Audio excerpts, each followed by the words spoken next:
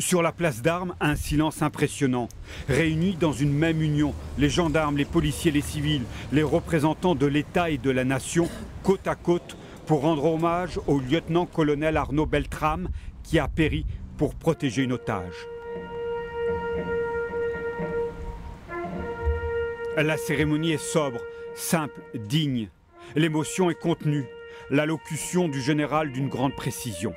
Il est mort en service commandé, dans l'accomplissement de sa mission au service de la France.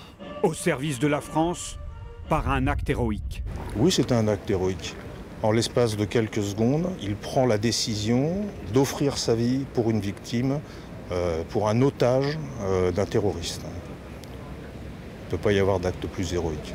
Le public, venu nombreux, partage ce sentiment. Héroïque, le lieutenant-colonel Beltrame, mais aussi courageux, généreux.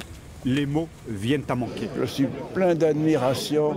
C'est un modèle pour tous les jeunes. Et je pense qu'il est déjà suivi, puisque j'ai entendu dire qu'il y avait déjà 200 volontaires pour être gendarmes qui se sont manifestés dans la journée d'hier. Demain, les obsèques du lieutenant-colonel Beltrame se dérouleront dans la cathédrale de Carcassonne, là précisément dans cette région où il vivait avec sa compagne qu'il devait épouser en juin.